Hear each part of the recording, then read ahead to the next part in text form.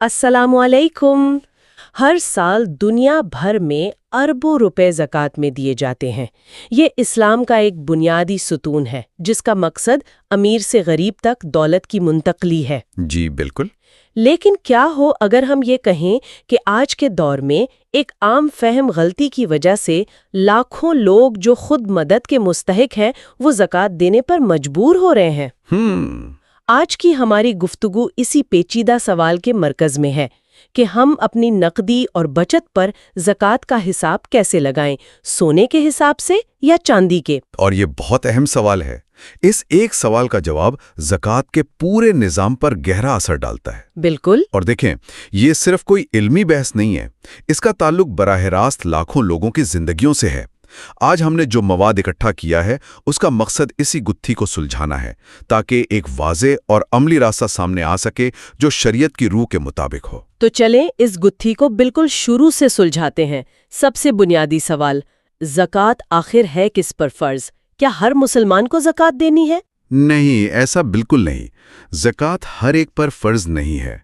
इसकी कुछ बुनियादी शराइत हैं। अच्छा, जैसे कि? पहली तो ये कि इंसान मुसलमान हो, आकल हो और बालिग हो। दूसरा, वो अपने माल का मुकम्मल मालिक हो। मुकम्मल मालिक यानी उस पर उसका पूरा इख्तियार हो? जी बिल्कुल। और तीसरा और शायद सबसे अहम कि उसका माल एक खास हद को पहुंच जाए जिसे शरीयत में निसाब कहते हैं। ठीक है, निसाब। और चौथी शर्त यह है कि उस निसाब पर एक पूरा कमरी साल गुजर जाए। अगर ये चारों शराइत पूरी हों तभी ज़कात फर्ज होती है। ठीक है, तो ये एक तरह से दौलतमंदों पर आयद एक जिम्मेदारी है, गरीबों पर नहीं। बिल्कुल। और कुरान में इसका वाज़ेह हुक्म मौजूद है? जी बिल्कुल। सूरत तौबा की आयत 103 में अल्लाह ताला अपने नबी सल्लल्लाहु अलैहि वसल्लम को हुक्म देता है, ए नबी, आप उनके मालों में से सदका लीजिए, यानी ज़कात, जिसके जरिए आप उन्हें पाक करें और उनका तज़किया करें। अच्छा। तो ये हुक्म बराह रास्त कुरान से साबित है और इसका मकसद ही माल की पाकीज़गी और माशरे में दौलत की मुनसिफाना गर्दिश है। जबरदस्त।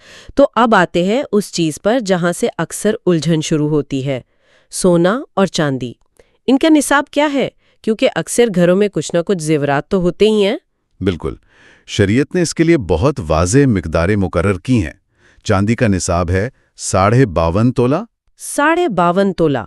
आज के वजन में कितना बनेगा ये? आज के वजन के हिसाब से ये तकरीबन 595 ग्राम बनता है। आसानी के लिए इसे 600 ग्राम समझ लें। ठीक है, 600 ग्राम चांदी। और सोना? और सोने का निसाब है 7.5 तोला, जो कि 87.48 ग्राम, यानी हम कह सकते हैं तकरीबन 87 ग्राम बनता है। और ये मिकदारें नबी अकरम सल्लल्लाहु अलैहि वसल्लम के दौर से ही चली आ रही हैं? जी। चांदी का निसाब तो सही बुखारी और सही मुस्लिम की हदीस से बराह रास्त साबित है।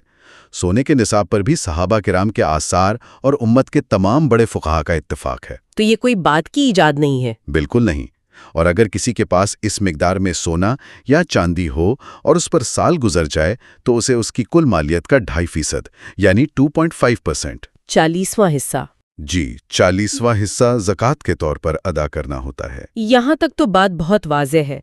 अगर किसी के पास सिर्फ सोना है जो 87 ग्राम से ज़्यादा है तो ज़कात दे दें, या सिर्फ चांदी है जो 600 ग्राम से ज़्यादा है तो ज़कात दे दें। जी। लेकिन आजकल ऐसा होता कहाँ है? हकीकत तो ये है कि किसी के पास थोड़े से जेवरात होते हैं, बैंक में कुछ नकदी रकम पड़ी होती है, शायद कुछ प्राइस बॉन्ड्स खरीदे हों। सही। उनमें से कोई भी चीज़ अकेले निसाब तक नहीं पहुंचती। तो अब क्या करें? यहाँ आकर मामला वाकई उलझा जाता है। आपने बिल्कुल सही मसले की निशानदेही की।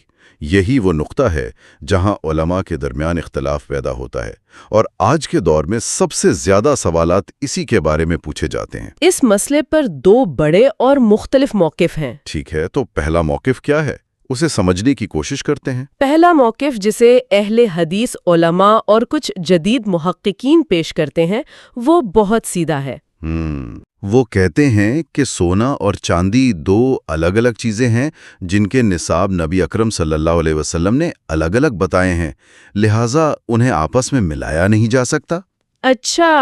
यानी अगर आपके पास सोना 87 ग्राम से कम है और चांदी भी 600 ग्राम से कम है तो आप पर ज़कात फ़र्ज नहीं, चाहे दोनों को मिलाकर कीमत लाखों में क्यों न बन जाए। एक मिनट, ये बात तो بظاہر بہت منطقی لگتی ہے۔ اگر نبی اکرم صلی اللہ علیہ وسلم نے 2 الگ نصاب دیے ہیں اور انہیں ملانے کا کوئی حکم کسی صحیح حدیث میں نہیں ملتا، تو پھر ہم انہیں کیسے ملا سکتے ہیں؟ جی، ان کی دلیل یہی ہے۔ یہ تو دین میں اضافے کی طرح محسوس ہوتا ہے۔ یہ دلیل تو اپنی جگہ بہت مضبوط ہے۔ بظاہر یہ دلیل بہت مضبوط ہے اور اسی وجہ سے بہت سے لوگ اس پر عمل کرتے ہیں۔ لیکن یہاں ہمیں تصویر کا دوسرا رخ بھی دیکھنا ہوگا، جو کہ جمہور فقہا یعنی امت کی اکثریت کا موقف ہے۔ یعنی امام ابو حنیفہ، امام مالک۔ جی، امام ابو حنیفہ، امام مالک، امام شافعی اور امام احمد بن حنبل، ایک روایت کے مطابق یہ سب اس بات پر متفق ہیں کہ سونے اور چاندی کو ان کی قیمت کے اعتبار سے ملا کر نصاب پورا کیا جا سکتا ہے۔ لیکن وہ اس کی کیا وجہ بتاتے ہیں؟ وہ پہلی دلیل کا کیا جواب دیتے ہیں کہ نبی صلی اللہ علیہ وآلہ وسلم نے تو نصاب الگ الگ بتائے تھے؟ یہاں سے بات گہری ہو جاتی ہے۔ جمہور فقہا صرف الفاظ کو نہیں دیکھتے بلکہ حکم کے پیچھے کی وجہ اور مقصد کو دیکھتے ہیں۔ اچھا۔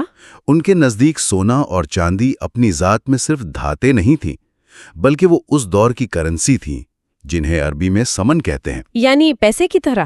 بالکل، ان کا بنیادی کام چیزوں کی قیمت کا تعین اور خرید و فروخت تھا، تو ان کی حیثیت ایک جیسی تھی۔ اس لیے اگر کسی کے پاس تھوڑا سونا اور تھوڑی چاندی ہے اور دونوں کو ملا کر ان کی قیمت کسی ایک کے نصاب کے برابر ہو جاتی ہے، مثلاً چاندی کے نصاب کے برابر؟ جی، مثلاً 52.5 تولہ چاندی کے برابر ہو جاتی ہے، تو وہ شخص شریعت کی نظر میں صاحب نصاب یعنی مالدار شمار ہوگا۔ اچھا، تو ان کے نزدیک اصل چیز مالیت کا ایک خاص سطح تک پہنچنا ہے، چاہے وہ سونے کی شکل میں ہو، چاندی کی، یا دونوں کو ملا کر۔ بالکل۔ مقصد یہ ہے کہ جس کے پاس ایک خاص حد تک کے قوت خرید پرچیزنگ پاور موجود ہے، وہ معاشرے کے غریب طبقے کی مدد کرے۔ آپ نے بالکل صحیح سمجھا۔ زکوٰۃ کا مقصد یہی ہے کہ مال امیروں سے لے کر غریبوں تک پہنچے۔ اگر ہم سونے اور چاندی کو الگ الگ رکھیں تو ہو سکتا ہے کہ ایک شخص کے پاس 80 گرام سونا اور 500 گرام چاندی ہو، جس کی آج کل لاکھوں میں قیمت بنتی ہے۔ جی، لاکھوں میں، لیکن وہ زکوٰۃ نہ دے، جبکہ ایک دوسرا شخص جس کے پاس صرف 90 گرام سونا ہے وہ زکوٰۃ دے رہا ہو۔ جمہور فقہا کے نزدیک یہ انصاف کے تقاضوں کے خلاف ہے۔ یہ واقعی ایک بہت اہم نقطہ ہے، لیکن اس بحث میں ایک تیسرا اور آج کے دور کا سب سے بڑا کھلاڑی بھی شامل ہو گیا ہے: کاغذی کرنسی۔ جی، ہمارے نوٹ، بینک بیلنس، ڈیجیٹل پیسہ، اس کا کیا بنے گا؟ یہ نہ سونا ہے نہ چاندی۔ اس کو سمجھنے کے لیے ہمیں پھر سے تاریخ کو دیکھنا ہوگا۔ نبی صلی اللہ علیہ وسلم کے دور میں سونے کے دینار اور چاندی کے درہم 2 الگ الگ کرنسیاں تھیں جو بیک وقت چلتی تھیں۔ ٹھیک ہے۔ لیکن آج پوری دنیا میں ایک ہی نظام ہے۔ چاندی اب روزمرہ کے لین دین کی کرنسی نہیں رہی، وہ زیادہ تر ایک صنعتی دھات بن چکی ہے۔ صحیح۔ جبکہ سونا آج بھی عالمی سطح پر قدر کا معیار یعنی سٹور آف ویلیو اور معیشت کی بنیاد سمجھا جاتا ہے۔ ہمارے جیب میں جو نوٹ ہیں وہ اپنی ذات میں تو وہ صرف کاغذ ہیں، لیکن ان کی قدر اس اعتماد پر ہے کہ ان سے چیزیں خریدی جا سکتی ہیں۔ اور تاریخی طور پر یہ سونے کی رسیدیں ہوا کرتی تھیں۔ صحیح۔ ٹھیک ہے، اگرچہ اب گولڈ سٹینڈرڈ رسمی طور پر ختم ہو گیا ہے، لیکن سونے کی اہمیت برقرار ہے۔ تو اس سب کا عملی نتیجہ کیا نکلتا ہے؟ میرے بینک اکاؤنٹ میں پڑے ہوئے پیسوں کا نصاب کس سے جوڑا جائے، سونے سے یا چاندی سے؟ کیونکہ اس ایک انتخاب کے نتائج زمین آسمان کا فرق ڈال سکتے ہیں۔ بالکل، اور ہمارے ماخذات اسی نقطے پر سب سے زیادہ زور دیتے ہیں۔ منطقی اور منصفانہ طریقہ یہی ہے کہ آج کے دور میں کاغذی currency, bank balance, prize bonds, ان سب کا نصاب سونے سے جوڑا جائے۔ یعنی اگر کسی شخص کے پاس اتنی نقد رقم یا بچت ہے جس سے 87.48 گرام سونا خریدا جا سکتا ہے، جی، اور اس رقم پر 1 سال گزر چکا ہو تو اس پر زکوٰۃ فرض ہوگی۔ لیکن میں نے بہت سے لوگوں کو، حتیٰ کہ کچھ علماء کو بھی یہ کہتے سنا ہے کہ ہمیں چاندی کا نصاب استعمال کرنا چاہیے کیونکہ وہ غریبوں کے لیے زیادہ فائدہ مند ہے۔ اس سے زیادہ لوگ زکوٰۃ دیں گے اور زیادہ پیسہ جمع ہوگا۔ اس میں کیا خرابی ہے؟ بظاہر یہ بات بہت اچھی لگتی ہے، لیکن ہمارے ماخذ کے مطابق حقیقت میں یہ ایک بہت بڑے ظلم کا باعث بن سکتی ہے۔ ظلم؟ یہ تو بہت سخت لفظ ہے۔ جی، وجہ یہ ہے کہ پچھلے 50 سالوں میں سونے اور چاندی کی قیمتوں میں بہت زیادہ فرق آ گیا ہے۔ آج 52.5 تولہ چاندی کی قیمت بہت تھوڑی ہے، شاید 70 یا 80 ہزار روپے۔ بس اتنی کم؟ جی، اگر ہم اسے نصاب مان لیں تو اس کا مطلب یہ ہوگا کہ جس شخص کے پاس پورے سال میں صرف اتنی سی رقم بھی بچی ہو اسے بھی زکوٰۃ دینی پڑے گی؟ یعنی ایک طالب علم جس نے اپنی یونیورسٹی کی فیس کے لیے 80,000 روپے بڑی مشکل سے جوڑ کر رکھے ہیں، جی، چاندی کے حساب سے اس پر زکوٰۃ واجب ہو جائے گی، جبکہ وہ خود شاید اپنی کتابیں خریدنے کے لیے بھی پریشان ہو۔ آپ نے بالکل صحیح مثال دی۔ ہم ایک ایسے شخص کو زکوٰۃ دینے پر مجبور کر رہے ہوں گے جو شاید خود زکوٰۃ کا مستحق ہو۔ یہ تو زکوٰۃ کی روح اور فلسفے کے ہی الٹ ہو گیا۔ بالکل، قرآن سورۃ الحشر میں کہتا ہے کہ دولت کی تقسیم کا مقصد یہ ہے کہ وہ مال تمہارے مالداروں ہی کے درمیان گردش نہ کرتا رہے۔ زکوٰۃ کا بہاؤ ہمیشہ امیر سے غریب کی طرف ہوتا ہے، غریب سے امیر یا غریب سے غریب کی طرف نہیں۔ واہ! تو اس کا مطلب ہے کہ جو لوگ احتیاط کے نام پر یا غریبوں کا بھلا سوچ کر چاندی کا نصاب استعمال کرتے ہیں، وہ نادانستہ طور پر شریعت کے ایک بڑے مقصد یعنی امیر سے لے کر غریب کو دینے کے اصول کو نقصان پہنچا رہے ہیں۔ یہ تو ذہن گھما دینے والی بات ہے۔ جی، فقہ کا ایک اصول ہے کہ زمانے کے بدلنے سے بعض احکام کے اطلاق کا طریقہ بدل جاتا ہے۔ جب چاندی ایک حقیقی کرنسی تھی اور اس کی اپنی ایک قوت خرید تھی، تب اسے بنیاد بنانا بالکل درست تھا، لیکن آج حالات بالکل مختلف ہیں اور سونے کا نصاب ہی انصاف اور شریعت کے مقاصد کے زیادہ قریب ہے۔ یہ بات تو بالکل واضح ہو گئی۔ اچھا، یہ تو ہوئی ذاتی بچت اور زیورات کی بات، لیکن میرے ایک دوست کی چھوٹی سی دکان ہے، اس کے پاس لاکھوں کا سامان پڑا ہے، اس کے لیے زکوٰۃ کا کیا حساب ہوگا؟ کیا اس پر بھی یہی سونے چاندی والا حساب لگے گا؟ تجارت کے مال کی زکوٰۃ کا اصول تھوڑا مختلف لیکن بہت سیدھا ہے۔ یہاں ایک عام غلط فہمی یہ پائی جاتی ہے کہ لوگ اس پر جانوروں والا نصاب لگانے کی کوشش کرتے ہیں۔ اچھا، جیسے 40 بکریوں پر ایک بکری؟ جی، یہ طریقہ بالکل غلط ہے۔ تو پھر صحیح طریقہ کیا ہے؟ وہ اپنے اسٹاک کا حساب کیسے کرے گا؟ طریقہ بہت آسان ہے۔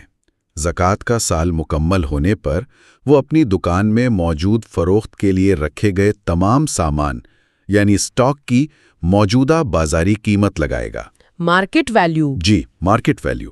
فرض کریں یہ 10 لاکھ روپے بنتی ہے، پھر وہ اس میں وہ نقد رقم شامل کرے گا جو اس کے پاس کاروبار سے بچی ہوئی ہے، چاہے وہ کیش تراز میں ہو یا بینک اکاؤنٹ میں۔ ٹھیک ہے۔ اگر یہ کل رقم سونے کے نصاب یعنی 87.48 گرام سونے کی قیمت سے زیادہ ہے تو اسے اس پوری رقم پر 2.5% زکوٰۃ ادا کرنی ہوگی۔ اور اس کا ثبوت بھی شریعت میں موجود ہے؟ جی، سنن ابو داؤد میں حضرت سمرہ بن جندب رضی اللہ کا ایک اثر ملتا ہے جس میں وہ فرماتے ہیں کہ نبی اکرم صلی اللہ علیہ وسلم ہمیں حکم دیتے تھے کہ ہم اس مال پر زکوٰۃ نکالیں جسے ہم بیچنے کے لیے تیار کرتے ہیں۔ واہ! یہ تجارتی مال پر زکوٰۃ کی ایک بہت واضح اور مضبوط دلیل ہے۔ ٹھیک ہے، تو مطلب یہ ہوا کہ زکوٰۃ اس مال پر ہے جو بڑھنے والا ہو یا فروخت کے لیے ہو، لیکن کاروبار میں تو اور بھی بہت سی چیزیں ہوتی ہیں، جی، جیسے دکان کی عمارت، فرنیچر، کمپیوٹر، یا اگر کوئی فیکٹری ہے تو اس کی کروڑوں کی مشینری۔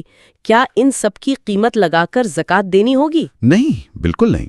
اور یہ اسلام کے معاشی نظام کی خوبصورتی ہے۔ جن اثاثوں کو پیداواری اثاثیں یعنی پروڈکٹیو ایسٹس کہتے ہیں، ان پر زکوٰۃ نہیں ہے۔ اچھا۔ فیکٹری کی مشینری، اوزار، دفتر کا فرنیچر، کمپیوٹر، ذاتی استعمال کی گاڑیاں، ان سب پر زکوٰۃ عائد نہیں ہوتی، چاہے ان کی قیمت کروڑوں میں ہی کیوں نہ ہو۔ اچھا، تو اس کے پیچھے کیا منطق ہے؟ مطلب شریعت ایسا کیوں کہتی ہے؟ اس کی بنیاد صحیح بخاری کی ایک حدیث ہے جس میں فرمایا گیا، مسلمان پر اس کے غلام اور گھوڑے میں زکوٰۃ نہیں۔ اس دور میں غلام اور گھوڑے کام کاج اور سواری کے لیے استعمال ہوتے تھے، یعنی وہ پیداواری اثاثیں تھے۔ فقہا نے اسی سے یہ اصول نکالا کہ زکوٰۃ پیداوار اور بچت پر ہے، پیداوار کے ذرائع پر نہیں۔ تو اس کے پیچھے حکمت کیا ہوئی؟ اسلام کاروبار کو تباہ نہیں کرنا چاہتا، بلکہ اس سے حاصل ہونے والے منافع اور بچت سے غریبوں کی مدد کرنا چاہتا ہے۔ یہ تو بہت زبردست اصول ہے۔ اچھا، ایک آخری سوال جو ذہن میں آ رہا ہے، ان لوگوں کا کیا ہوگا جو اپنی گاڑیاں یا جائیدادیں کرائے پر چلاتے ہیں، جیسے ٹیکسی، بسیں یا کرائے پر دیے گئے مکانات؟ جی، کیا انہیں ہر سال اپنی گاڑی یا مکان کی پوری قیمت پر زکوٰۃ دینی ہوگی؟ نہیں، یہاں بھی وہی اصول لاگو ہوگا۔ ٹیکسی، بس یا مکان خود پیداواری اثاثے ہیں، ان کی اپنی مالیت پر زکوٰۃ نہیں ہے۔ تو پھر کس چیز پر ہے؟ زکوٰۃ ان سے حاصل ہونے والی آمدنی کی بچت پر ہے، یعنی سال بھر کرائے سے جو رقم آئی، تمام اخراجات نکالنے کے بعد جو رقم بچ گئی، جو نیٹ سیونگ ہے۔ جی، جو نیٹ سیونگ ہے، اگر وہ بچت نصاب تک پہنچتی ہے اور اس پر سال بھی گزر جاتا ہے تو صرف اس بچت پر 2.5% زکوٰۃ ادا کی جائے گی، خود کروڑوں روپے کی بس یا مکان کی قیمت پر نہیں۔ آج کی اس گفتگو نے تو زکوٰۃ کے بارے میں بہت سے تصورات واضح کر دیے ہیں۔ اگر ہم اس سب کا خلاصہ کریں تو کلیدی نکات کیا ہوں گے جو ہمارے سامعین کو ہمیشہ یاد رکھنے چاہیے؟ میرے خیال میں سب سے پہلا اور اہم ترین نقطہ یہ ہے کہ زکوٰۃ مالدار پر فرض ہے، غریب پر نہیں۔ اس کا مقصد بوجھ ڈالنا نہیں، بوجھ اٹھانا ہے۔ بالکل۔ دوسرا، آج کے معاشی حالات میں انصاف اور شریعت کی روح کا تقاضا یہی ہے کہ نقدی اور بینک بیلنس کا نصاب سونے سے جوڑا جائے، چاندی سے نہیں۔ اور تیسرا نقطہ جو میرے لیے بہت اہم تھا وہ یہ کہ چاندی کے نصاب کا اطلاق ان لوگوں پر بوجھ ڈال سکتا ہے جو خود مدد کے مستحق ہیں۔ صحیح۔ اور چوتھا، زکوٰۃ بڑھنے والے مال یعنی تجارتی سٹاک اور بچت پر ہے، پیداواری مشینری، ذاتی استعمال کی اشیاء یا کرائے پر چلنے والی گاڑیوں کی اپنی مالیت پر نہیں۔ بالکل۔ اور یہ ساری بحث ہمیں ایک بڑے اور گہرے سوال کی طرف لے جاتی ہے جس پر ہمارے ماخذ نے بھی زور دیا ہے۔ وہ کیا ہے؟ وہ یہ کہ دینی احکامات پر عمل کے لیے صرف قانون کے الفاظ کو پکڑ لینا کافی نہیں، بلکہ اس کی روح، اس کے حتمی مقصد اور زمانے کے تقاضوں کو سمجھنا ضروری ہے۔ تو آج کے اس پیچیدہ مالیاتی نظام میں ہم بحیثیت فرد اور بحیثیت معاشرہ یہ کیسے یقینی بنا سکتے ہیں کہ زکوٰۃ جیسی عظیم عبادت صرف ایک بے روح رسم بن کر نہ رہ جائے، بلکہ معاشی انصاف اور ضرورت مندوں کی حقیقی مدد کا اپنا اصل مقصد پورا کرے؟ یہ ایک بہت اہم سوال ہے جس پر ہم سب کو سوچنا چاہیے۔ آخر میں ہم ماخذ میں دی گئی دعا کے ساتھ گفتگو کا اختتام کرتے ہیں۔ اے اللہ، ہمیں اپنے مال کے حقوق سمجھنے اور خوش دلی سے ادا کرنے کی توفیق دے، اور ہمارے مال کو ہمارے لیے برکت اور نجات کا ذریعہ بنا۔ آمین یا رب العالمین۔